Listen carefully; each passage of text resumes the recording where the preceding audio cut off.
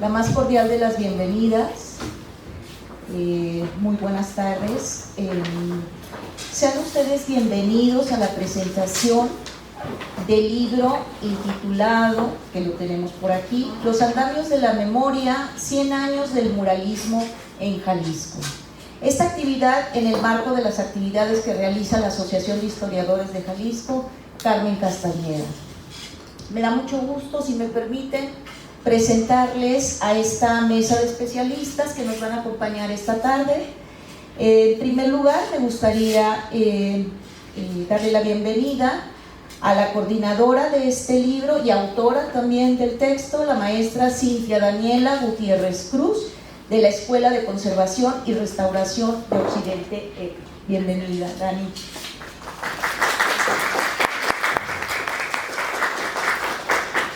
A la maestra Alejandra Peterson Costello, quien viene con la representación institucional de la Secretaría de Cultura de Jalisco. Bienvenida, maestra. A la doctora Susi Ramírez Peña, que viene por la Universidad Autónoma Metropolitana de México y quien es miembro activo de esta asociación. Bienvenida, Susi. Al doctor Gustavo Alemán Castañeda, autor y presentador del texto también, y viene por la Escuela de Conservación y Restauración de Occidente, ECRE. Bienvenidos. También a todos ustedes, a todo el público en general, y también, si me permiten, quisiera aprovechar para agradecer el apoyo realizado para esta presentación a la misma Asociación de Historiadores de Jalisco, Carmen Castañeda, presidida por el doctor Sergio Valerio, que nos acompaña, y a todo el equipo muchas gracias, así también como agradecer la hospitalidad que nos brinda este archivo Casas 1 desde los inicios de las actividades de esta asociación, dirigido por el maestro Guillermo Ortega Vázquez, que por ahí anda, no sé si en un rato llega, y pues que nos ha brindado siempre este espacio. Sin más, si ustedes me permiten, me gustaría abrir esta presentación comentando que como parte de los festejos conmemorativos del centenario del muralismo mexicano que se llevaron a cabo en 2022 en este país, desde Cultura se llevó a cabo un proyecto editorial que considerara la trayectoria del movimiento artístico en el estado desde sus albores hasta la actualidad, considerando las obras murales más representativas, pero también las menos estudiadas. Además, de manera transversal, se planteó la necesidad de problematizar las presencias y ausencias de las mujeres muralistas. Se trata, pues, de una publicación que sitúa las discusiones más recientes, es que ahí verán ustedes que aquí se acomoda uno, más recientes del movimiento en voz de investigadores y investigadoras de amplio reconocimiento, así como de jóvenes emergentes, como lo vamos a ver desde luego en esta presentación.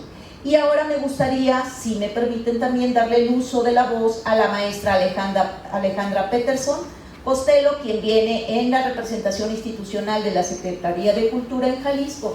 Y si me permite nada más, la maestra, decirles quién es.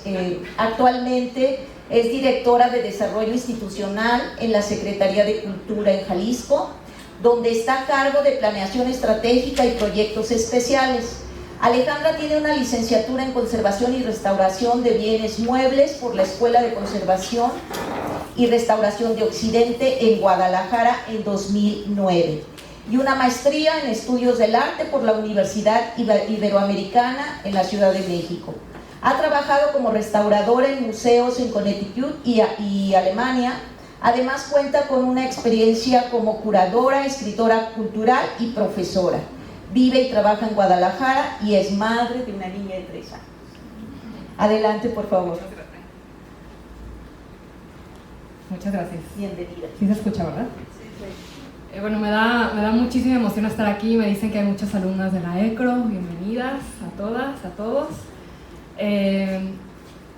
Bueno, yo desde la Secretaría de Cultura a mí me encargaron este proyecto, que darle seguimiento, que ha sido definitivamente uno de los más complejos, pero también más satisfactorios de los 5 años que llevo trabajando ahí en la Secretaría de Cultura. Y fue un proceso muy interesante porque pudimos desde cero decir, con un grupo que conformó la secretaria, qué queríamos de un libro que conmemorara los 100 años de muralismo en Jalisco desde cero.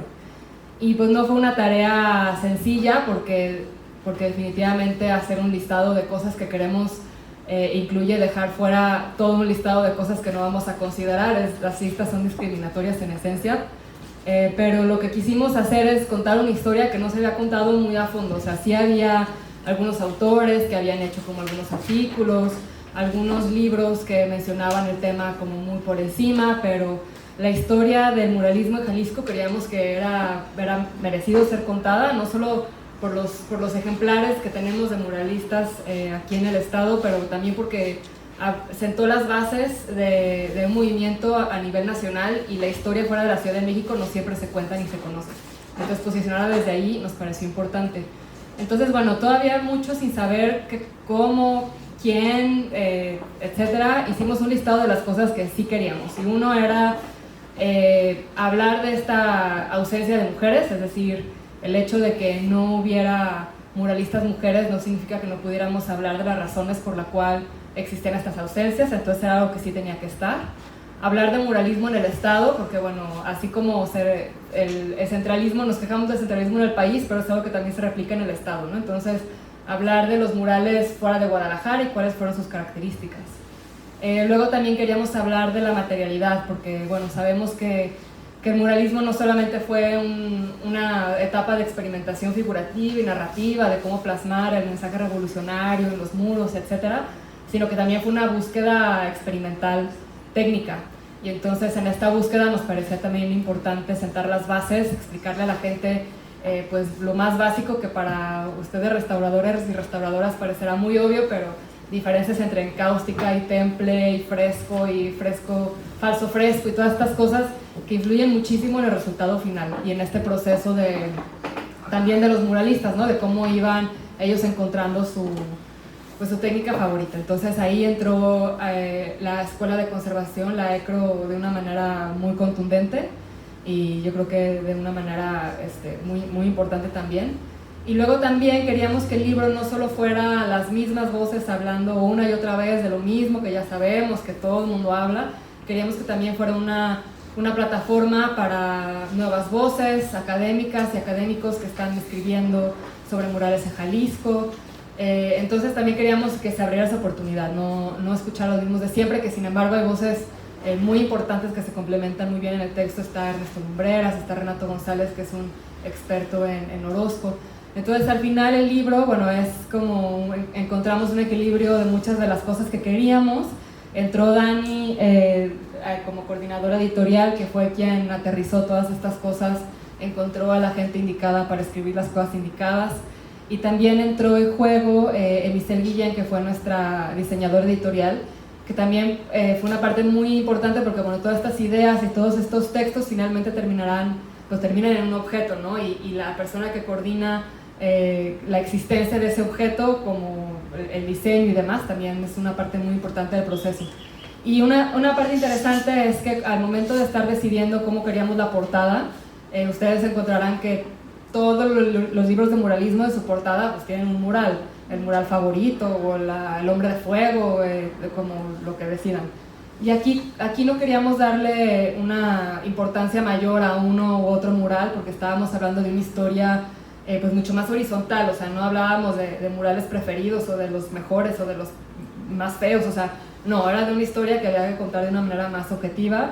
Y entonces, por eso la portada no le da peso a ninguna figura en específico, sino más bien al nombre, ¿no? Y en cuanto al nombre, también un proceso interesante que llevó Dani, que seguramente él nos platicará un poco más, pero creo que muy atinado, porque los andamios de la memoria, bueno, habla del proceso de construcción de los murales, que se necesitaban andamios, y bueno, y de la memoria, que finalmente es esta cosa como muy fragmentada, que vemos para atrás, no nos acordamos de todo, pero que en esta construcción de la historia, en estos fragmentos que tratamos de dar como sentido y coherencia, pues vamos escogiendo estos pedazos que van dando sentido a la historia que queremos contar, que en este caso fue la del muralismo en Jalisco. Y sin más, le pasaré la voz de regreso a nuestra moderadora. Muchas gracias. Muchas gracias. Bien, pues ahora vamos a darle el uso de la voz a la doctora Susi Gwendolyn Ramírez Peña. Ella es candidata en el Sistema Nacional de Investigadores del CONACYT del 2020 al 2024. Realiza una estancia postdoctoral en el posgrado en Historiografía de la Universidad Autónoma Metropolitana en Azcapotzalco del 2022 al 2023. Es doctora y maestra en Ciencias Humanas con especialidad en Estudios de Tradiciones por el Colegio de Michoacán. Tiene una maestría en Historia del Arte por la Universidad Nacional Autónoma de México y es licenciada en Historia por la Universidad de Guadalajara. Su línea de investigación radica en la circulación de imágenes del siglo XIX y la construcción del nacionalismo desde las regiones de México. Finalmente es autora del libro El Occidente de México y sus imaginarios de la nación, conmemoraciones, héroes y monumentos en 1910, 1921, 1960, publicado por el Colegio de Michoacán. Bienvenida, Susi. Adelante. Ok. Pues yo preparé un texto para no pasarme de tiempo y que todos tengamos nuestro espacio. Entonces, normalmente si hablara solamente tendría como medio una desacato de los tiempos. Entonces trato de escribir para ese tipo de cuestiones. Pero hola, es un gusto estar aquí. De hecho, hace un mes estuvimos presentando acá. Entonces, hace una semana. Hace 2 semanas.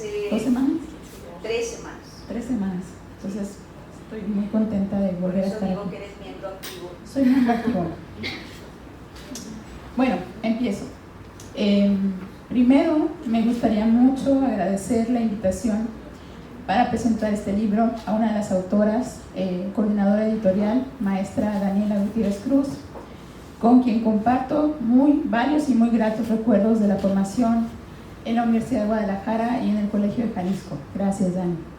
Y también agradezco la gestión y organización que ha realizado por años la doctora Concepción Barrientos, aquí a mi lado, a quien aprecio mucho, e indudablemente también a la Asociación de Historiadores de Jalisco, Carmen Castañeda, que nos da este espacio también, y a Guillermo, que está por ahí. También agradezco la presencia de una funcionaria que nos acompaña, que también ya sé que es especialista en arte, Alejandra Petersen, directora de Desarrollo Institucional del Gobierno de Jalisco.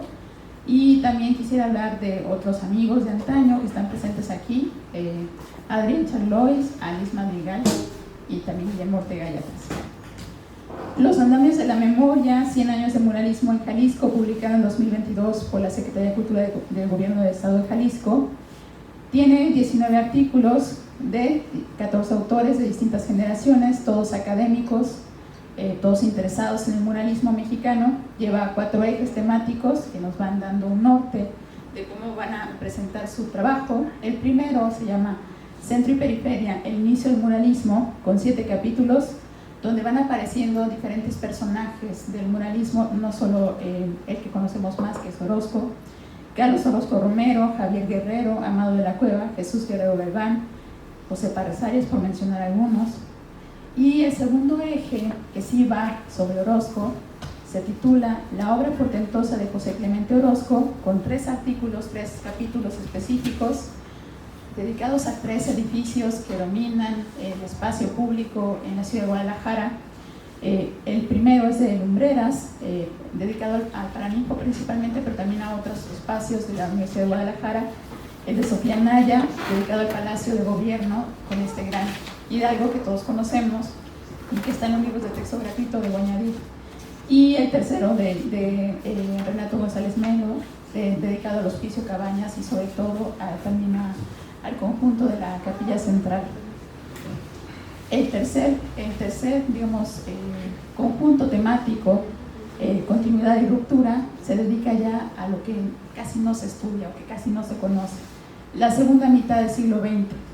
5 capítulos lo acompañan en el interior, que reflejan el interior, lo que acaba de mencionar Alejandra, el interior del Estado, no solo la ciudad de Guadalajara, sitios y muros menos emblemáticos o menos conocidos como los de la Normal.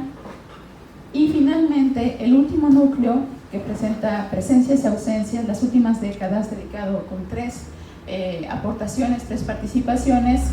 Uno que nos habla de las ausencias femeninas en el muralismo mexicano y tapatío, o bueno, jalisciense, y otros 2 que hablan de elementos mucho más contemporáneos murales en la ciudad de Guadalajara, ya entre siglos, digamos, más hacia el siglo XXI o a finales del siglo XX. Es un libro de gran formato que desde el primer encuentro ofrece una muy buena impresión por la calidad de sus imágenes, el cuidado de la edición. Sorprende gratamente con algunos elementos que ya lo acercan al libro de arte. Reproducciones de murales desplegables en el estudio de los murales de la Biblioteca Iberoamericana de Daniela Gutiérrez, o en el estudio que hicieron la autora mencionada, Italien Corona, sobre la obra de Gabriel Flores y Guillermo Chávez Vega. Estos son maravillosos. De hecho, quisiera hacer una pequeña señalamiento porque sí lo merecen. No venía preparado. Pero aquí están. Chéquense bien, por lo menos.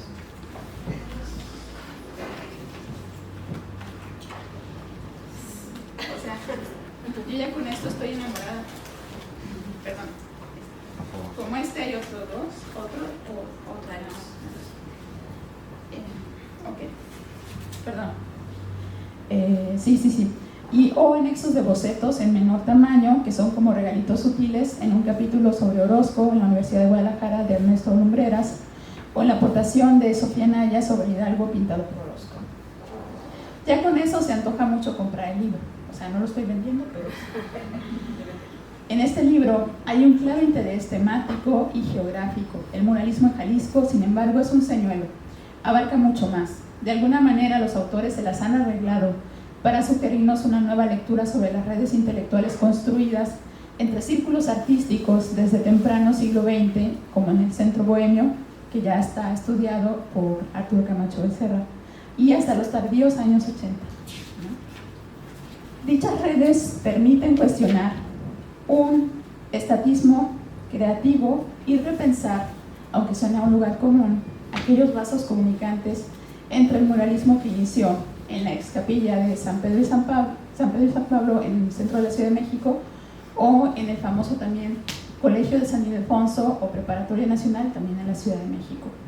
Las conexiones espaciales, donde Amado de la Cueva viaja a Ciudad de México, Siqueiros viaja a Guadalajara, Justino Fernández lee a José Guadalupe Zuno, mencionado en el capítulo de Arturo Camacho, y también en la introducción de Dafne Cruz Porcini. Estas son invitaciones para nuevas investigaciones sobre los vínculos entre los distintos muralismos regionales, no solo jaliscienses, y estoy pensando en Luciano Ramírez, por ejemplo, y la capital del país. Esa nueva lectura no se queda ahí y continúa.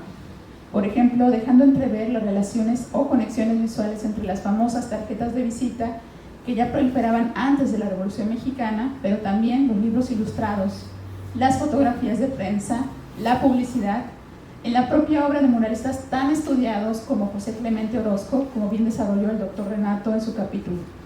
Y es que los pintores muralistas fueron y son seres inquietos y curiosos que se alimentaron no solo de algo que fuera a la vista mural, sino de toda una visibilidad que tuvieron en su entorno. Y eso no es muy distinto a lo que hacemos ahora nosotros.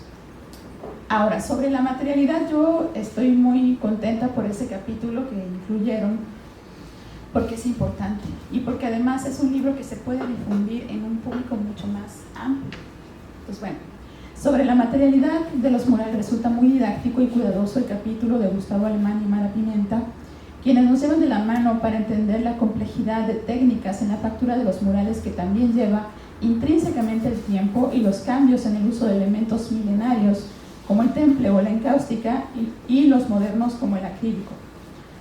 Recuerdos muy gratos, repito, encuentros de la vida cultural en la ciudad de Guadalajara y de la Guadalajara y en Jalisco nos lleva a repensar los murales desde esta perspectiva, como el Palacio de las Vacas es un óleo de Javier Guerrero, ¿no? Coahuilense, que se hizo también tapatío, estudiado en otro capítulo por Carla Enríquez.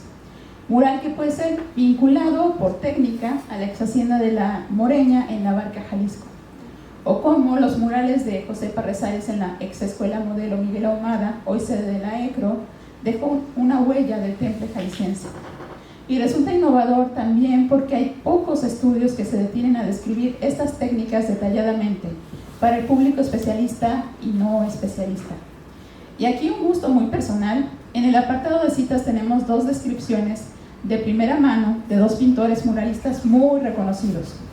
Diego Rivera, explicando cómo había tomado de Javier Guerrero el consejo de un proceso específico de uso de la arena y la baba de nopal en el fresco, llegando a una experiencia personal al uso del mármol. Y finalmente decide usar el mármol en una capa de enlucido final. Y esto lo estoy simplificando porque son como, no sé, dentro del formato del libro son unos 20 renglones de cita muy buenos. Y Siqueiros, que explicaba el uso de la encáustica y refería en el proceso el tradicional baño María. Muchas cosas de este tipo que vienen de la misma voz de los muralistas, pues no las perdemos y aquí están. Ahora, otro apartadito que hice, de lo local a lo nacional y la ruptura de un vínculo tan versátil. Recién en la presentación de este libro en el Palacio de Bellas Artes se preguntaba Renato González Melo si había este libro una propuesta para repensar aquella microhistoria de Luis González que tanto nos ha hecho de qué hablar, nos ha dado de qué hablar y que investigar sobre todo en el occidente de México. Justamente afirmaba, estos capítulos dan cuenta de que no eran grupos desvinculados, que estaban constantemente en comunicación e intercambio. ¿Qué pasó después? Eso hay que preguntarnos también. En la maestría en Historia del Arte en la Universidad Nacional Autónoma de México hay un curso muy bueno impartido por la doctora Alicia Zuela de la Cueva, quien ha sido especialista en muralismo desde hace varias décadas. Sin embargo, lo que parece una curiosidad para ellos, o en ese curso, esa relación intelectual, artística, de distintas lumbreras como Roberto Montenegro, como Gerardo Murillo, Dr. Amado de la Cueva, Javier Guerrero, el propio Diego Rivera, etcétera, se nos decía, ellos vinieron de provincia, ellos jugaron un papel importante en la reconstrucción del arte popular, el arte nacionalista por revolucionario. Pero hay poco énfasis en esos vínculos móviles, en esa comunidad de artistas que estaba constantemente repensando su quehacer desde lo formal, pero también desde los intercambios. Eso es lo que nos falta. Libros como este, que como proyecto tal vez nació para ver el interior del Estado y sus artistas muralistas, lo cual de por sí ya es muy loable. Bien lo afirma Sofía Naya en su capítulo, los 3 edificios que custodian la obra de Orozco en Guadalajara son esenciales para la vida de la ciudad. No se queda ahí, trasciende. Es una obra que en conjunto, en su heterogeneidad de llamados y conexiones, serviría para repensar el renacimiento del muralismo mexicano escrito por Jean Charlotte y la potente obra de arte y poder de Azuela, la acabo de citar. Pensar a los artistas con más agencia, como bien lo infieren varios de los capítulos que lo componen, y citaré por ejemplo solo uno que dice: los murales de Siqueiros y de la Cueva proyectaron casi de manera esquemática una retórica y estética socialista que pudieran ser identificados y apropiados por los trabajadores. O como más tarde,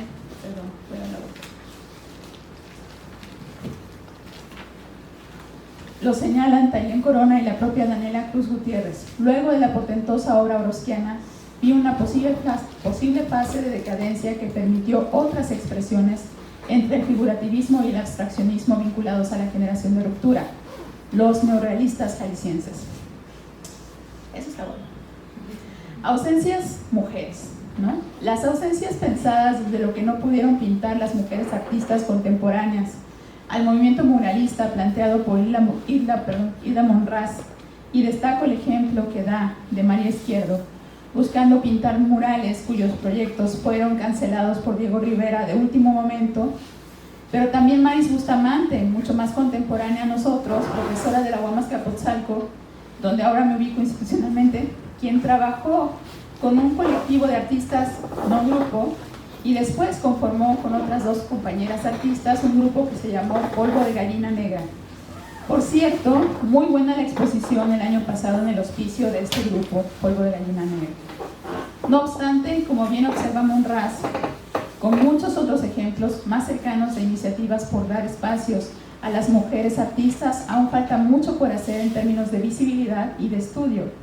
Actualmente yo doy un curso de Historia del Arte que es optativo para jóvenes de distintas ingenierías en esta universidad y me gusta llevarlos de visita al MUNAL. y hacer una pausa en la sala donde se muestran las obras de María Izquierdo, para que reflexionen en el espacio que se da a unos y a otros artistas y el papel que ha tenido el sesgo social y cultural patriarcal. Ahora, último apartado, ya casi acabó. Nociones del futuro en los estudios sobre muralismo. Me gustaría señalar con un acento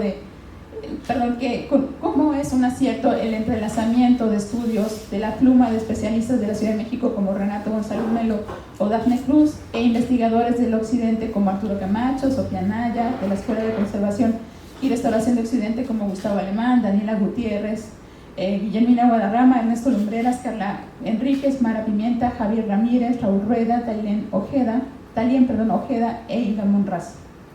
Ese es un camino que deberían tomar los nuevos estudios de la plástica moderna que permitan el diálogo y la conjunción de distintas experiencias y distintas generaciones. Interpretaciones interesadas, apasionadas, que puedan compartir desde su propio horizonte de enunciación sus propias conclusiones. La tarea sería proponer significados, generar espacios de diálogo sobre las imágenes en el sentido en que menciona González Melo, desde lo material y lo mental, por los muros de temple, en cáustica o en cualquier otro vehículo material que nos dejaron los artistas obreros, los artistas soldados, los artistas intelectuales, para un devenir que pudieron atisbar en su tiempo y espacio. No obstante, en medio de lo nuevo también está el pasado. El muralismo en Jalisco, como lo atisba Javier Ramírez en su estudio de los murales de entre siglos, y cito, no ha dejado atrás la tendencia a narrar e idealizar hechos y personajes históricos. Tal vez las técnicas han cambiado, pero no los propósitos ni las maneras. Y aún así, esta obra también invita a desplazarse desde el campo de lo conceptual y lo ausente por lo efímero de la representación misma. Y cito, las figuras abstractas y no figurativas estimulan la reflexión, tienden puentes entre el polo narrativo y el simbólico, entre el mundo real y uno secreto, como escribió también Talien Corona en su estudio sobre los murales efímeros del Centro de Arte Moderno. Tal vez ahí estará una respuesta de lo que pudo pasar, de los vínculos y las lecturas que cambiaron, tanto en el campo del arte local y nacional como en los públicos. Primero vimos una oleada de arte público socialmente comprometido y al final también obras más privadas del ámbito comercial.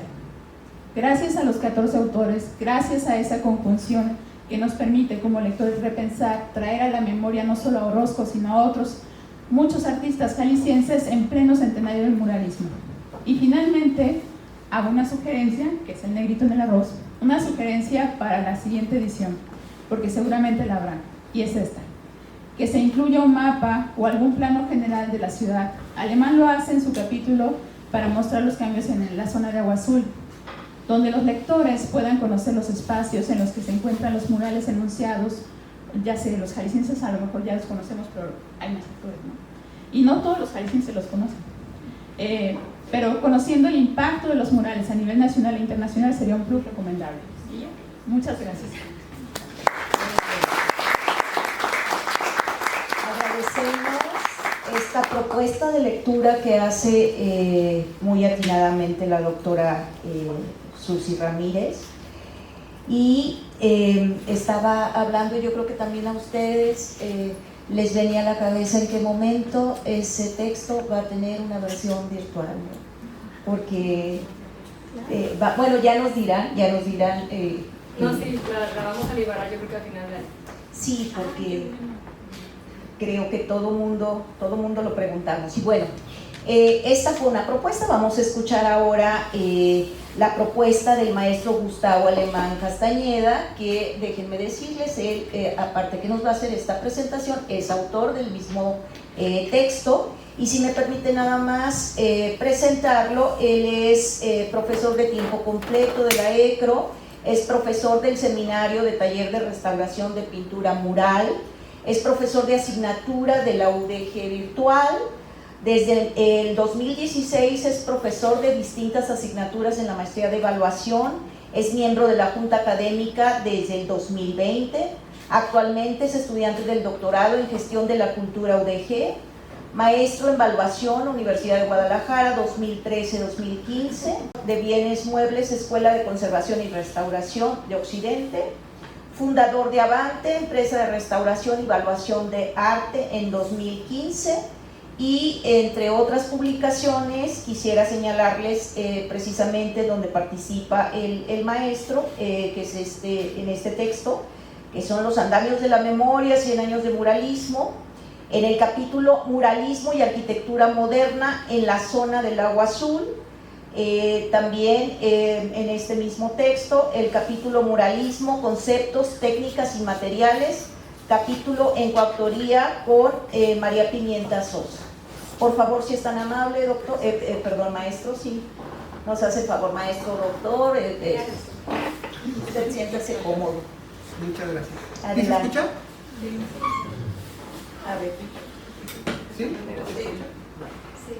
Bien. Bueno, es para mí un gusto estar aquí con todos ustedes. Y bueno, agradecer a la Secretaría de Cultura, agradecer a Daniela, por supuesto, por la invitación para colaborar en este libro. Al principio me dio un poco de miedo. Dije, ¿qué va a pasar con esto? Y después de varios intentos y después de múltiples correcciones y de muchas charlas con Dani, con otros compañeros, con Mara, por supuesto, con la que compartimos taller de pintura mural, pues fuimos armando poco a poco los dos textos, ¿no? Honestamente, el primero, el de técnicas, no fue tan complicado porque pues, es algo muy cotidiano para nosotros y es un lenguaje más o menos regular. Pero pasarlo al texto no es tan sencillo, entonces ahí sí nos costó un poco más de trabajo. Pero por supuesto que gracias al trabajo de mi compañera, pues fuimos armando el texto con una intención doble, sí, de que fuera un material de divulgación para el libro, por supuesto, que es el objetivo principal, pero también estábamos pensando en los alumnos de pintura mural. Y entonces la manera de organizarlo fue un poco en ese sentido también, y también dar por ahí un par de luces al respecto de la pintura mural en su concepción general, ¿no? ¿Qué sucede a lo largo del tiempo? E incluso los mismos artistas en sus textos, en sus redacciones que hacen históricas, ellos dicen pintura mural y le dicen pintura mural al fresco a todo. Dicen fresco como un sinónimo de pintura mural. Entonces, ahí estaba un punto a discutir, un punto al cual había que arrojarle una luz, y finalmente creemos que lo logramos. Y había otro concepto que también estaba un poco, incluso a nosotros como profesores nos costaba un poco de trabajo transmitirlo a los alumnos. Pintura mural y obra mural, ¿es lo mismo? Incluso hay muchos textos que hablan de pintura mural y son mosaicos, o son vidrieras, o son otro tipo de bienes. Sin embargo, había como esa pequeña confusión que no le permite digamos que al espectador regular o incluso a los especialistas poder distinguir entre uno y otro. En términos muy sencillos, pues una pintura mural es aquella que tiene una técnica pictórica o se utilizó una técnica pictórica para ejecutar. El resto de obras que no tienen una técnica pictórica, pues no lo son, ¿no? Incluso si pensamos en un mosaico, sí, obviamente se ejecutó con una técnica pictórica, pinceles, pigmentos, etcétera, aglutinante, pero el soporte es distinto y al final se somete a un proceso de cocción, ya sea a baja o alta temperatura, y el producto es otro, ¿no? Son pequeñas secciones que van a dar conjunto o van a dar sentido a un todo a través de pequeñas secciones. Lo mismo pasa con una vidriera o con otros elementos. Ahí fue donde nos centramos, en ese tipo de detalles, pues para que sea un texto de divulgación, pero también que sirva para aclarar algunos puntos al respecto, ¿no? Eso en cuanto al texto de técnicas. En el otro texto que me tocó escribir en solitario, pues también hay que decirlo que sí tuvo sus puntos de discusión, sus puntos difíciles, pero también es una de las áreas de la ciudad de Guadalajara que hemos trabajado. Como seminario taller y como escuela de conservación, hemos trabajado varios de esos puntos, ¿no? el Hospital Materno Infantil López Mateos, Esperanza López Mateos, trabajamos en la Casa de la Cultura, en la Casa de las Artesanías. Entonces, varios puntos ya los conocíamos y conocíamos la problemática y empezamos a conocer los autores, etc., ¿no? Entonces, al momento de meternos ya directamente a la redacción del texto, pues nos dimos cuenta que no solamente era la pintura mural, sino que había una articulación completa. Había todo un esqueleto que servía para darle forma a la pintura mural y a la obra que ahí se estableció. Entonces, no solamente se trataba de pintura mural, sino de arquitectura. En ese momento, en Guadalajara, habrá que recordar, 1965-65, se da un crecimiento de la ciudad. Es un periodo posguerra, donde la economía del país se ve beneficiada y empieza a haber muchos recursos. Entonces, hay un crecimiento de la misma y se piensa en trasladar el centro de la ciudad de Guadalajara hacia el sur, lo que en ese momento se denominó el nuevo centro de Guadalajara. Se instalan bancos, se crea infraestructura pública, el hotel Hilton en ese momento, la nueva central camionera en ese momento, donde antes estuvo el Panteón de Los Ángeles y luego el estadio de béisbol. Se elimina ese inmueble y se construye la central camionera. Entonces hay una infraestructura que sirve, digamos, para la ciudad en ese momento. Se da un crecimiento importante, insisto, pero también es una salida estratégica de la ciudad. Se conecta con el aeropuerto, es la salida hacia el aeropuerto, y entonces es un punto de entrada y salida estratégico en ese periodo de tiempo. Ya sabemos lo que pasó después. Ahora nadie se acuerda del nuevo centro. Pasó a lo largo del tiempo, se fue, digamos, perdiendo, pero en ese periodo específico se construyó y se aprovechó, digamos, el momento por parte de los arquitectos que construyeron en esa zona. Julio de la Peña, uno de los más importantes.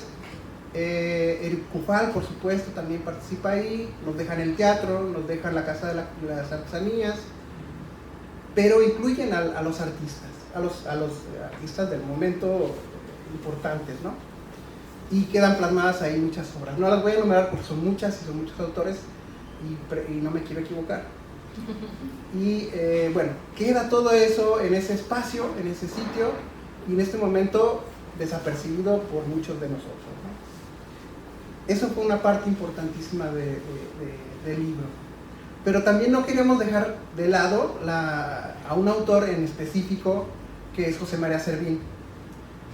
No es tapatío, él viene de La Piedad, Michoacán, y junto con sus hermanos pintan en varios espacios, ¿no? En espacios regionales. Digamos que también es un autor que no ha sido reconocido en su real valor, porque hay muchas voces que dicen, bueno, es que era un pintor muy comercial, pintaba gallitos y pintaba figuritas, muy decorativo, ¿no? Sí, pero si revisan su obra completa, se van a dar cuenta que realmente tenía un discurso y un discurso plástico muy importante, ¿no? Entonces, no solamente tenía una faceta como pintor comercial, que le daba de comer, por supuesto, y eso creo que a nadie le estorba, y también su parte artística que desarrollaba muy bien, ¿no? Entonces, en términos reales, digamos, de la vivencia del día a día, pues era un gestor cultural bastante interesante, ¿no? Se vendía a sí mismo y se vendía bien, y tenía un apartado comercial y tenía un apartado artístico, y en ambos fue muy exitoso. Entonces, creo que ese es un autor que no podemos dejar pasar, y que no merece estar, digamos, tanto en la penumbra, ¿no? Había que sacarlo a la luz, y creo que ese fue uno de los objetivos también del texto. Y creo que ya es todo.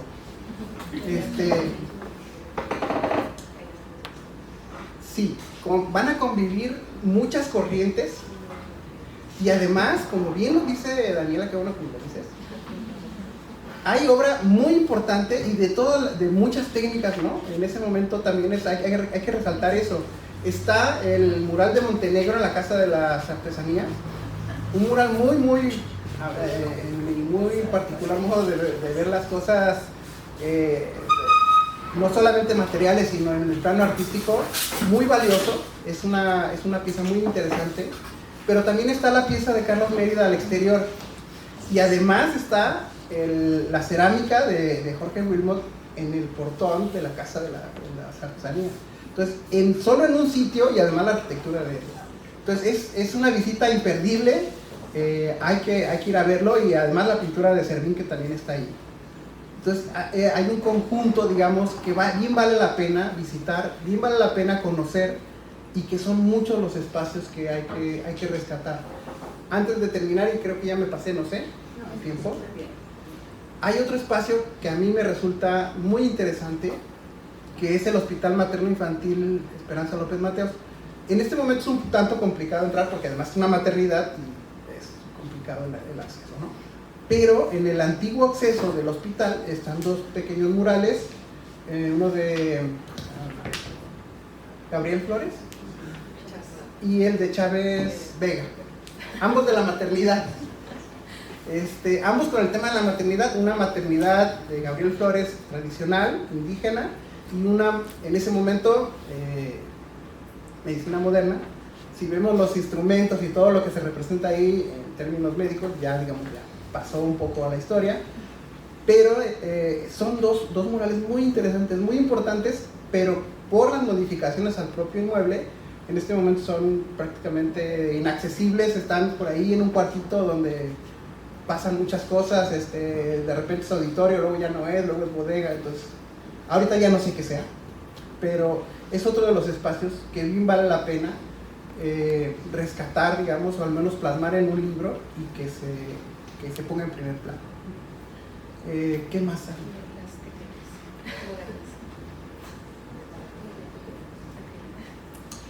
Sí, en ese momento, 55-65, ya se está utilizando, ya se está dejando un poco de lado el uso del fresco, porque es una técnica además bastante compleja. Los artistas en ese momento utilizan acrílico como un medio de pintura mucho más amable en términos prácticos, seca mucho más rápido, es mucho más ágil su proceso de elaboración. No necesitas jornadas, no necesitas ese aparato técnico para generar todo el fresco y todo lo que ello representa. Y es muy accesible, también es de precios más accesibles. Ya los materiales están fabricados, solamente hay que utilizarlos. Y la variedad de colores también es impresionante. En ese momento, incluso es interesante ver cómo la obra de Servín utiliza el color dorado. Sin embargo, a lo largo del tiempo ha sufrido alteración cromática, y en muchas ocasiones lo que ahora vemos de color o de tonalidades verdes, en realidad es el cobre que estaba incluido en ese pigmento, se oxidó y ahora es verde, ¿no? Pero realmente era dorado. En el sol del Teatro Diana, en el sol de la Casa de las Artesanías, había muchos detalles en dorado. Ahora perviven algunos todavía por ahí, pero la mayoría ya sufrieron deterioro. Entonces esa parte también es interesantísima. Y el mural, los murales del mismo Servín en mosaico, ¿cómo se llama? No, hay un mosaico, está un poco más adelante.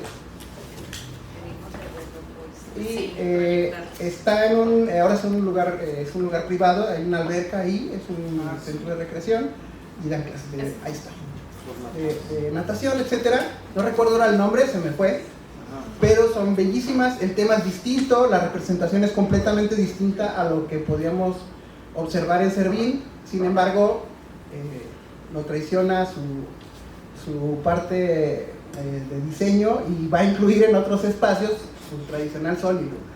Entonces ese es otro rasgo importantísimo de Servín. El sol y la luna van a aparecer prácticamente en todas sus representaciones. Otro detalle que a mí me gusta de Servín es cómo toma elementos de otros pintores, ¿no? Va a retomar, por ejemplo, esas formas tan dinámicas que yo me atrevo a decir que se inspira o las toma un poco de Chucho Reyes, de lo que Chucho Reyes hace con los gallos, con los caballos, etcétera. Se parece un poco. y también lo que hace un poco con otros autores, ¿no? Hace, digamos que pequeños guiños o referencias a otros autores sin que eso signifique un robo o una apropiación mala o en mal sentido de su técnica, ¿no? Creo que lo enriquece de manera interesante, importantísima, y bueno, no sé si ya cumplí con mi tiempo. No, creo que sí. Sigamos platicando porque de hecho si por ahí se le ocurre visitas guiadas de la obra, tenemos un público especializante. Entonces, esa parte no dejen de verla, por favor, véanlo con esos ojos y no se queden solamente, para terminar, no se queden solamente con las pinturas, me gusta, no me gusta, etcétera. El Prometeo de Servini es maravilloso en la Casa de la Cultura, pero también hay que entender el contexto, cómo se dan, por qué se dan, en qué momento, quién da los recursos, cuáles son las políticas culturales que van a acompañar esos discursos. Entonces, todo digamos que el universo que va a envolver ese periodo es sumamente interesante y hace falta todavía entrar mucho más en profundidad para agotarlo. Ahí hay tema para muchos otros temas posteriores. No se olviden que el Benito Juárez que está en la plaza Juárez era el Juárez que estaba en la confluencia de Avenida Juárez y la Calzada Independencia. Es el mismo, es la misma escultura. Entonces hay una reutilización de los símbolos en ese momento. Ya, gracias.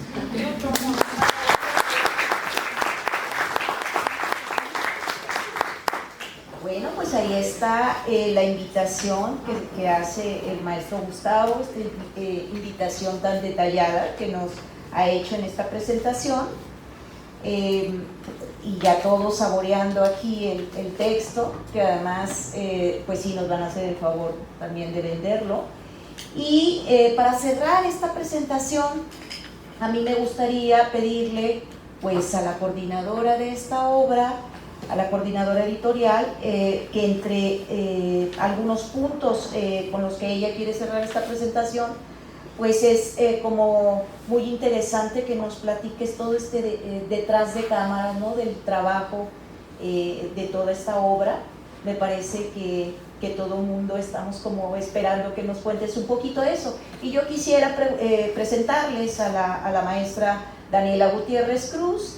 Ella es licenciada en Historia por la Universidad de Guadalajara, alumna de muchos de los profesores que estamos aquí, y maestra en Historia del Arte por la Universidad Nacional Autónoma de México en el 2022. Es diplomada en Historia del Arte Mexicano por el Colegio de Jalisco en el 2007-2008. Historia de Arte Sacro de la Universidad Pontificia de México en el 2018. Ha participado en varios proyectos interinstitucionales y es integrante de varios seminarios de investigación. Coordinó el colectivo Cronópolis cuando era muy pequeñita, del 2011 al 2015, enfocado en la investigación histórica y el desarrollo de proyectos para el rescate y divulgación del patrimonio cultural. Cuenta con diversos artículos y capítulos de libros sobre temas sobre historia del arte en Jalisco y patrimonio cultural, y actualmente se dedica a la investigación y a la docencia de la escuela de la ECRO.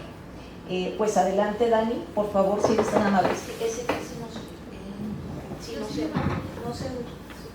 Bueno, pues buenas tardes, muchas gracias por acompañarnos, estamos muy contentos de estar por acá compartiendo este libro todavía joven.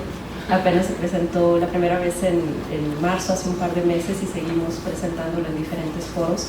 Pero aquí es muy particular, es muy especial este espacio porque justo ahorita, antes de hablarles de los vericuetos del libro, justo aquí nace de alguna manera, a partir del grupo del Centro Bohemio, nace uno de los movimientos, o este movimiento es la antesala de la vanguardia, una de las vanguardias más importantes en México en términos de arte. Entonces también por ahí vale la pena resaltar esa parte, ¿no?, que estamos de alguna manera en esa sede. Justo en la parte superior de la Casa Zuno se encuentra el Centro Bohemio, y por aquí están a lo largo de la casa los murales de Javier Guerrero, que es justo quien le va a enseñar a hacer frescos a Diego Rivera. y que de pronto no lo reconoce, ¿no? Pero bueno, justo complementando lo que nos compartía Ale Petersen, digamos, la idea de hacer este libro que tiene, sí, de alguna manera esta mirada panorámica muy amplia, que costó muchísimo trabajo estructurarlo porque hay una cantidad tremenda de obra mural. Aquí solamente tenemos alrededor de ¿cuántas pinturas? Como 60 y tantas pinturas comentadas. En realidad es poco de la cantidad de obra que hay. Se hicieron ejercicios de síntesis importante y también dentro de estos 4 núcleos temáticos que ya señalaba Susi, se hizo un gran esfuerzo por parte de todos los autores y autoras de hacer un ejercicio de síntesis que estuviera perfectamente equilibrado con la cantidad de imágenes que hay. Entonces, aunado al trabajo de Michelle Guillén, la diseñadora, también fue un gran reto porque era poco texto para la cantidad de imágenes, y cuando ustedes hojean el libro, de alguna manera se siente amigable, la lectura no abruma, al contrario, es una experiencia interesante estarlo hojeando sin que la cantidad de imágenes y de texto abrumen al lector. Un punto importante con el que queríamos partir era escribir con un tono de divulgación sin dejar la rigurosidad académica de lado. Por eso es que también todos estos textos, que están muy limpios, hasta el final de la caja del libro están todas las referencias bibliográficas, las notas al pie y las fichas técnicas. Suele pensarse que, bueno, es una cosa sencilla, pero en realidad es un documento que va a servir justo para quienes quieran seguir profundizando sobre el tema, porque como son ejercicios de síntesis, cada una de las imágenes se puede profundizar con diferentes preguntas de investigación, pero bueno, este es un recurso para seguir continuando con esta investigación. Un punto que nos gustaría también resaltar es la pluralidad de miradas que queríamos incorporar.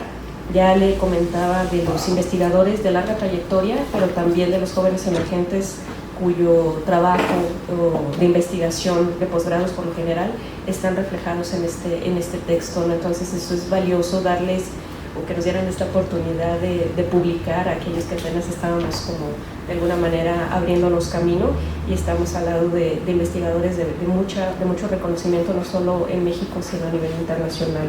Pienso en particular a Renato González, Daphne Cruz y Ernesto Lumbreras, ¿no? Que son como los autores como más reconocidos, y por supuesto el doctor Camacho.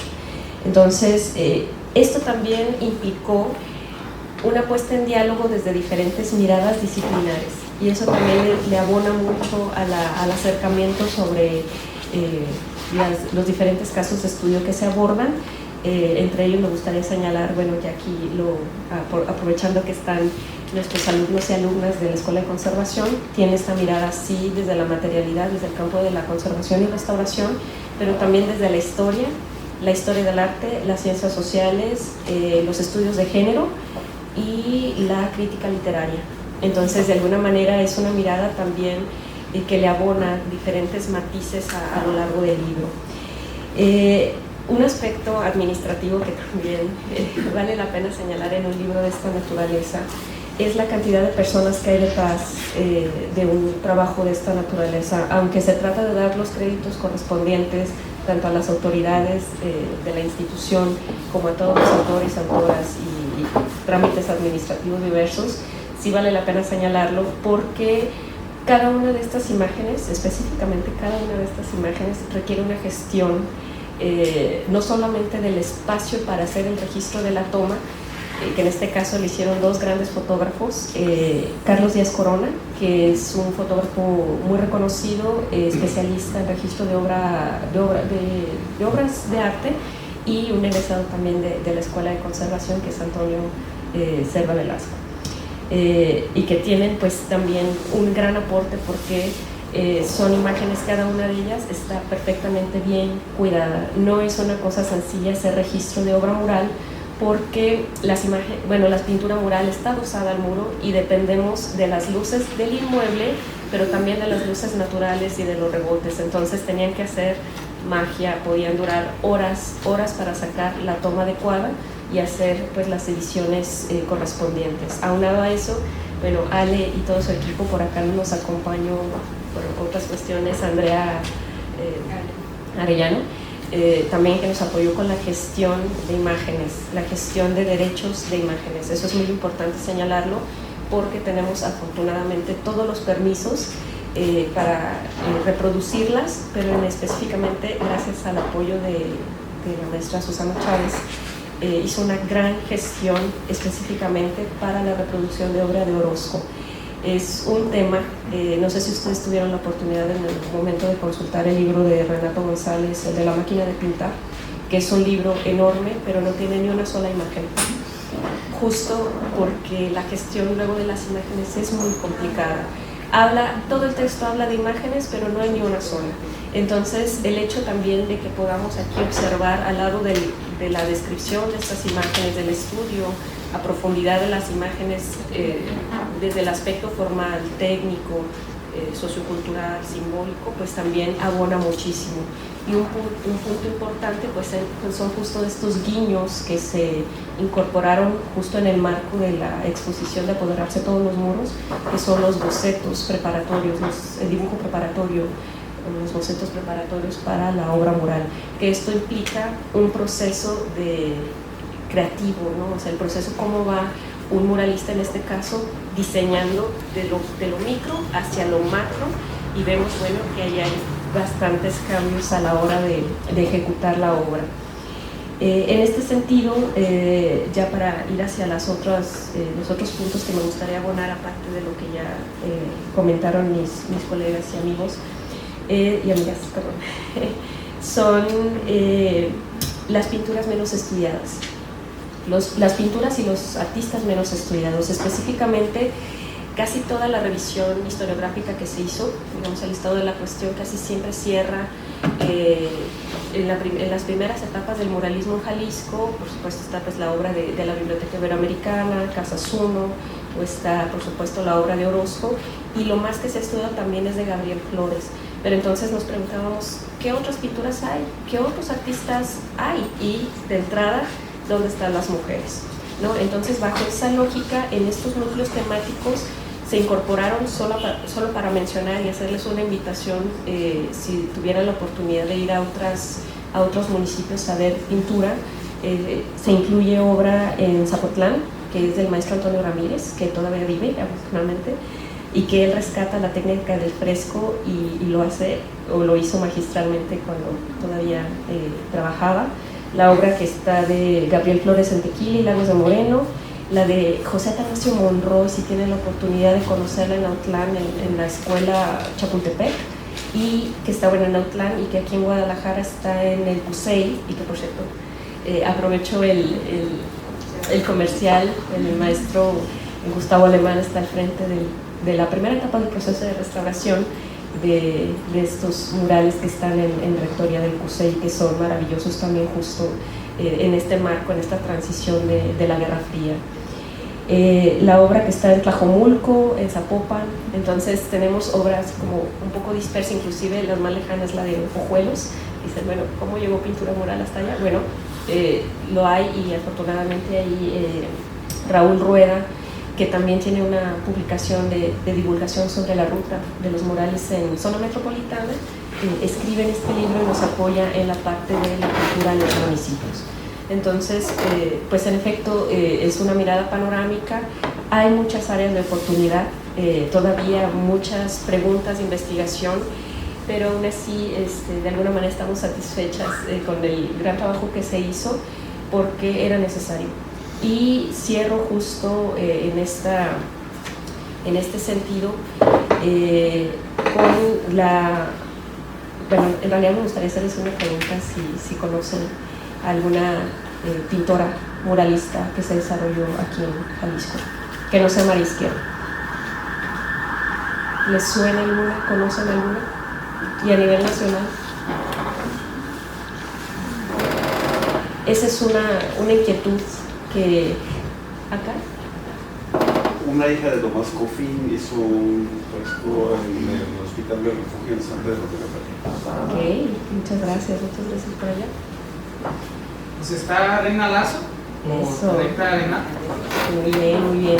Sí, hay un estudio importante que también fue de alguna manera inspirador, que es el de las 7 lunas de Dina Komisarenko. Ella hace una revisión y pone en la mesa de discusión dónde están las mujeres dentro del muralismo, que partiera de la participación de las mujeres, pero sin embargo se abrieron camino muy difícil, por ejemplo para María Izquierdo fue un camino muy complicado, se le cerraron las puertas y de ahí le devino esta enfermedad, pero aún así se abrió camino y por lo menos queda de registro sus bocetos. Y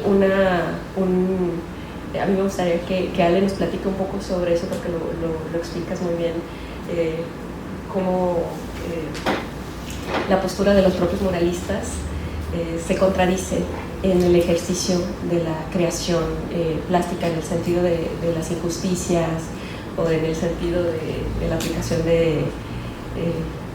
más bien de la defensa de los derechos y todo, mientras que en la práctica plástica, en la práctica artística, pues la realidad era otra, ¿no? Específicamente con los 3 grandes. Ahorita, por eso si quieres, igual cerramos.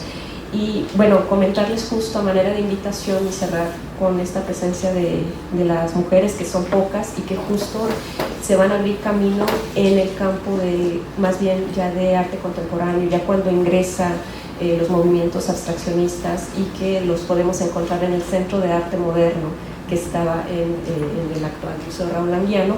Por ahí hay toda una estructura y va a haber unos murales que se van a destruir, que eso también es un área de oportunidad para investigar todos aquellos murales destruidos en Jalisco desde los inicios, y que en este periodo que se hacían estos murales efímeros, de los cuales solamente nos quedan los que están en el Museo Raúl Anguiano. Y me gustaría cerrar con esto antes de pasarle el micrófono a Ale. La obra de Helen Escobedo, bueno, la obra de María Izquierdo, los bocetos de María Izquierdo, la obra de Helen Escobedo, de Irma Serna, su hija también es muralista, Mira Landau y Marta Palau. Entonces son las únicas de alguna manera que tuvieron presencia, pero si se fijan son prácticamente la década de los 70. Entonces pasan muchísimas décadas para que se vea esta participación de las mujeres, a diferencia, por ejemplo, de la práctica de la Ciudad de México o de Morelia, que prácticamente pues las hermanas Greenwood son las que abren camino, y porque son, digamos, liberales y se atreven a ponerse un overol y un pantalón, ¿vale? Y gringas, perdón, sí. que se abren camino para trabajar al lado de Diego Rivera, y que se les permite también subirse a los andamios, ¿no? Muchas gracias.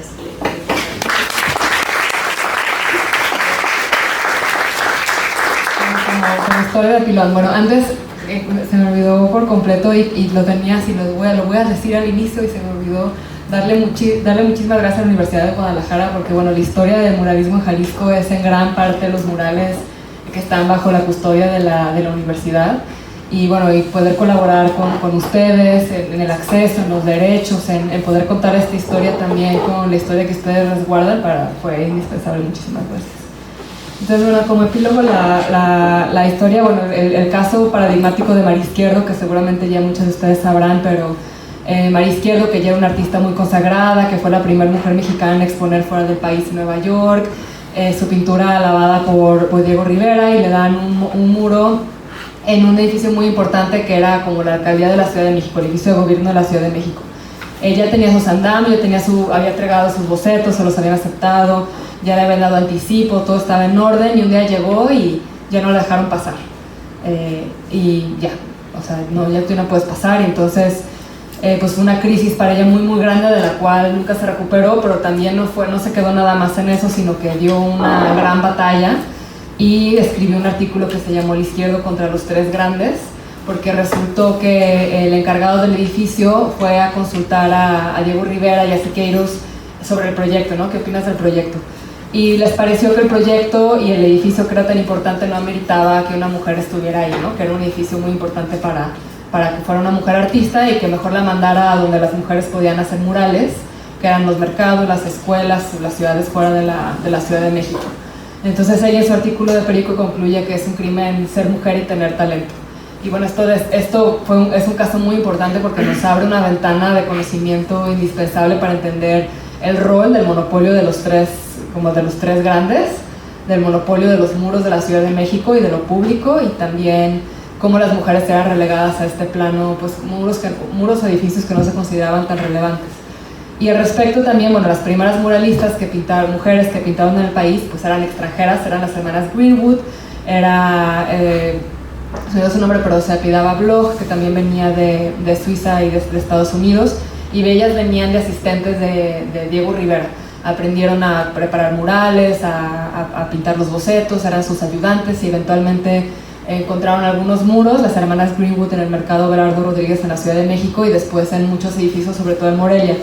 Y en sus memorias también ellas escriben que encontraban muchísimas diferencias en lo que ellas plasmaban. O sea, hay, no sé, los murales de Diego Rivera en la Secretaría de Educación Pública, que está Frida Kahlo con armas tomar y repartiendo pistolas al público y llamándoles a tomar armas y a la lucha. Eso por un lado, y por otro lado decían las hermanas Greenwood que las criticaban por usar pantalones, que había muy pocas mujeres, o sea, que decían que los valores revolucionarios no habían ni hecho así una caricia a las mujeres, que se habían quedado como en este estrato pues, masculino. Y esto les llamaba muchísimo la atención, ¿no? Y tampoco encontraron como mucho camino en los edificios que estaban ya monopolizados por los tres grandes. Entonces, bueno, esa es la historia a grandes rasgos, pero definitivamente el libro que menciona Dani del eclipse de las 7 lunas de Dina Komisarenko es, si quieren más información al respecto, es el libro a consultar.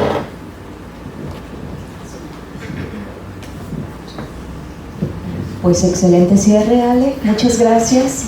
Yo quisiera pedirles un aplauso para todos los presentadores y decirles además que para esta asociación de historiadores es un placer tenerlos como invitados, conocer esta obra. Y yo creo que en este público especializado que tenemos, veo muchos alumnos de la ECRO, creo que hay preguntas que hacer, aprovechar que están aquí los presentadores, y entonces vamos a hacer una ronda de preguntas para las inquietudes que tengan ustedes. Ustedes digan. Más que nada es una pregunta para el maestro Gustavo, o bueno, cualquiera lo puede mencionar, pues gracias. En una parte del libro mencionan a Servín, pues, y toda su obra y toda esta parte, y mencionan que hay obra de él en el Hospicio Cabañas, pero nada más como lo mencionan, pero no se muestra nada, ni hay fotos, ni estudios. Entonces no sé si hay algo que puedan hablar de esa obra, porque yo he buscado y es como que pregunta si sí ahí está guardada, pero no lo puedes ver. Hay una pintura de Servín y del Cabañas, y no la logramos registrar, y no está en el libro. Sí está mencionada, pero no está en el libro, ahí nos queda de tarea. Qué buena observación. Ya me acordé. No, es que de repente pensé en dos cosas con esa pregunta. En el Cabañas, pintura de Servín, sí, en uno de los primeros salones del lado derecho, si no recuerdo mal, en la parte superior hay una típica representación de Servín con igual un angelito soplando. Hay un dibujo del plano bueno, no es el plano, es una representación del mismo hospicio, y hay otros elementos que ahí representa Servín. Sí, ahí está, pero creo que no se logró registrar por falta de tiempo, pero sí, ahí existe una pintura. Y también hay otra, a ver si tú la conoces, según yo, que también es de Servín, que está en la Univer, que está en Ávila Camacho y Circunvalación, pero está tapada con tabla roca, ¿no? No sé. Hasta hace no muchos años, si no recuerdo mal, 3 o 4 años, Cristina Díaz, estaba secretaria de Cultura, en ese momento nos mandó unas imágenes porque había interés en que se visitara y se restaurara en su momento. No se llegó a más, de hecho nunca hicimos la visita porque no hubo la suficiente coordinación, algo pasó, no recuerdo ahora, pero sí también existe esa pintura de Servín, que está fuera de catálogo, digámoslo así, sí. Pero se conoce que se sabe que está esa pintura todavía ahí. Según las fotografías que logramos recibir, pues no está en las mejores condiciones, sí necesita un poquito de cariño. Adelante. Historiadora y maestra en instituciones. Y me llamó mucho la atención esta parte donde decía la maestra Cintia que dónde están las mujeres, ¿no? Y creo que ha sido siempre importante, pero considero que ahorita y más que nunca es necesario hacer énfasis en todo esto, ¿no? Y como título que decía la doctora Susi de mujeres y las ausencias de las mujeres en los murales, creo que más allá de ser un título o de ser una oración, conlleva todo un movimiento epistémico, teórico y metodológico que las mujeres y también los varones están haciendo para decir, pues es que las mujeres siempre han existido, ¿no? Entonces, el hablar de esto contiene una importancia y una potencialidad importante y latente en las aulas, en los pinceles, en los cerebros y en las reflexiones de todos, de decir, bueno, es que no es que tengamos que hacer un libro aparte de las mujeres muralistas, sino que tiene que estar intrínseco dentro de los andamios de la memoria que las mujeres existen, ¿no? Y entonces el dotar a los textos interdisciplinares de crítica de género es importante porque pues efectivamente pintaron, ¿no? O si no pintaron, el por qué no lo hicieron, y el decir y el titular ausencia dice muchísimo más que decir las mujeres en el mural, ¿no? Y entonces, pues, las felicito desde este lugar que, bueno, ya yo me especializo en estudios de las mujeres y de género, y pues me es importante y es como un abrazo, ¿no? El saber que se están tomando estos temas. Y bueno, ¿no? Y además lo que se decía de los artistas obreros, pues también es como esta búsqueda y reconceptualización de la memoria desde lugares que pensamos que solo gozan los artistas, ¿no? Quienes ponen los andamios, quienes ponen las paredes, quienes hacen todo esto, ¿no? Entonces el dimensionar por todas las aristas lo que conlleva un mural y lo que conlleva la recuperación de la memoria de estos, pues es un momento de consolidación de esta interdisciplinariedad que están de diferentes espacios y que se hace y se alza la voz no solo por las mujeres, sino por estos obreros, ¿no? Que estuvieron ahí detrás. Entonces, ya por último, pues es importante también decir que las mujeres intersectan toda actividad humana, ¿no? Y aunque los varones hayan sido los que pintaron o los que hicieron estos murales, tenían a sus mujeres en sus casas dándoles de comer, tendiéndoles la cama. Entonces existe este trabajo reproductivo detrás del muralismo, ¿no? Que también es importante de nombrar y de dimensionar. Entonces, pues sí, insisto, ¿no? Reitero la felicitación al hablar de las mujeres y de la ausencia de ellas, y a lo mejor agregar, ¿no? Esta cuestión de trabajo reproductivo como algo de lo que se dotan los muralistas varones, pero que no se nombra, ¿no? Que es llegar a su casa, tener un plato de comida, o no por su esposa, por su trabajadora doméstica, por quien sea, por sus hijas, pero ahí está, ¿no? Entonces las mujeres estamos y siempre hemos existido y seguiremos, ¿no? Entonces, felicidades. Por ejemplo, en la década de los 20, una fuerte presencia de las mujeres va a incentivar la parte intelectual de los artistas. Sí. O sea, las mujeres viajeras, o sea, pienso Anita Brenner, o sea, son las que vienen a ponerles las inquietudes a los en el Congreso, ahí están los nombres. El maestro Eliseo Mijangos ahí participó, y algunos de sus hijos, uno de sus hijos, los ayudantes, los maestros que le ayudan, que son excelentes en las labores de albañilería, específicamente para pintura mural, porque hacer las jornadas no es cosa fácil, es una técnica bastante depurada. ¿Qué otro está firmado? En el hotel, ahora Misión, Servín, sí dejaron una pequeña anotación de quién diseñó, etcétera, ¿no? Entonces, ¿qué otro? También ahí, otro que recuerdo ahorita es el Prometeo. En el Prometeo también se anotan al menos 2 nombres más, se agregan al de Servín. Entonces, pero ya es digamos, la última etapa. En una pintura de Orozco o de cualquiera de los demás, aunque los que les ayudaban a preparar colores y hacer mucha de la labor previa, eran otros artistas, ¿no? Carlos Mérida, no sé, muchos artistas van a colaborar con ellos y en ningún lugar aparece. Se sabe por textos, porque los mismos artistas luego van a relatar su trabajo con los maestros, pero finalmente no hay, digamos, que ese reconocimiento total como debiera existir. Directamente también Aurora Reyes, ¿no? Muralista del norte, pues que también tiene esta parte pues liberal, ¿no? Que finalmente hace que también las mujeres hayan participado, que pues no es casualidad que ella es de Chihuahua, tiene ciertas como influencias después revolucionarias y que es de las que se conoce un poco más, ¿no? De muralistas. Y pues quisiera preguntarles, pues siempre hay como un favorito o una favorita, entonces muralistas que aparecen en el libro que ustedes podrían recomendar como para que alguien inicie a explorar el mundo del muralismo en Jalisco. Que me gustaría escuchar cuáles recomendarían aquí los presentadores. Y felicidades. Me encantó, de hecho quiero mostrarlo porque no lo conocía. Creo que es el bien, bueno, es colectivo, son unos mosaicos, obra mural, ya aprendí, ¿no?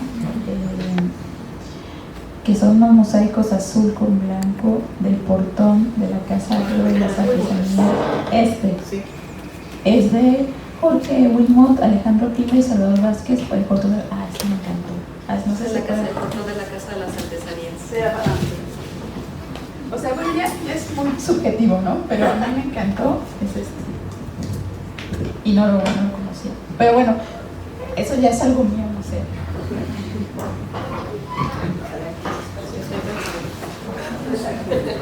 Bueno, yo, así como no soy la de las más especialistas, sí les puedo recomendar cinco, ¿no? Empezaría por el primerito, que fue el del Museo Regional, por... ¿quién fue? ¿Quién es el artista? Carlos Orozco Romero, que es una encáustica que se recuperó hace no muchos años, o muchos dependiendo de cuántos años tengas, pero fue por la ECRO, que está entrando a la derecha, ese es el primerito. Y bueno, Orozco siempre es... sí, o sea, por más que queremos hacer un libro horizontal, pues hay todo un núcleo dedicado a él, porque bien, luego nos recordaba Lumbreras en una presentación que dimos en la SARC, que de los tres muralistas, no sé, me acuerdo quién decía que de los tres muralistas los mejores eran dos, José Clemente Orozco. Algo así. Pero bueno, es eso. Ajá. Y la Biblioteca Iberoamericana también es impresionante. Es bien difícil decir uno, porque hay diferentes características que te pueden entusiasmar de un autor o de otro. A mí me gusta mucho la fuerza de Orozco, la libertad con la que pinta y esa amplitud del trazo, ¿no? No lo vayan a decir, pero Rivera pinta bonito, ¿no? Orozco pinta con fuerza. Y aquí ya, digamos, más en corto, Gabriel Flores es un extraordinario dibujante. La manera en que expresa esas texturas, los cuerpos, a mí me parece impresionante la manera en que representa al cuerpo humano, ¿no? Entonces, esos, por solo mencionar algunos ejemplos, creo que me parece muy atractivo, ¿no? Al menos esos tres autores.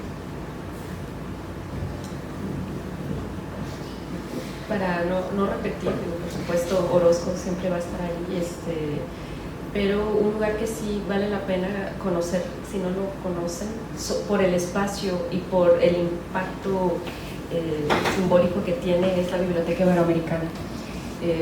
Porque el espacio es muy armonioso, pero tiene un mensaje muy transgresor para su época. A nivel nacional, en su momento fue uno de los más transgresores en ese sentido, ¿no? Porque hablan abiertamente sobre el socialismo en provincia, como lo dirían en el otro lado, pero no. O sea, aquí es una postura muy marcada.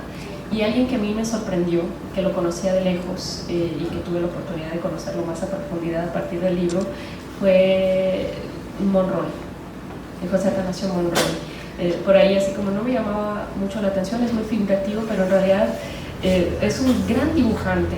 Prácticamente traslada con la misma libertad que pinta en caballete, traslada en mural, y eso tiene una complejidad enorme.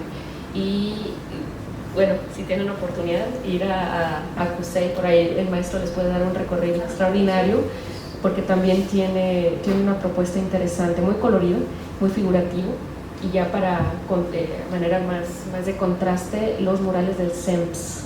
Esos son obra monumental, es un mural transportable, un lienzo preparado cual si fuera un mural, pero en un bastidor, y tiene conceptualmente la función de ser una pintura mural. Son de gran formato, miden como 7 metros de largo y tienen un mensaje tremendo. Es de las últimas obras que hizo Gabriel Flores, y que ahí ya rompe con sus primeras digamos, manifestaciones que son más figurativas con tonos pastel. Acá ya son figuras más abstractas con tonos muy oscuros y que tienen un mensaje muy crítico respecto a la pobreza y a las infancias. Entonces vale mucho la pena recorrerlo. CEMPS es el que se despliega. Es una serie que se llama Sucesos y está en Liceo y Manuel Acuña, si no me equivoco. Juan Álvarez. Juan Álvarez, gracias. Sí. Y pues maestra, ¿qué te llamó la atención de los murales? Es está como de historia de terror, ese mural. Sí. A mí me encanta porque es lúdico esto. Bueno, ahí pueden contrastar, por ejemplo, la forma anatómica de sus primeras etapas, que era un gran dibujante. A ver, ¿tenemos otra intervención o podemos...? Perdón, un minuto. Bienvenido, Gracias. Marco Cárdenas Ayala, pintor destacado de Jalisco. Adelante.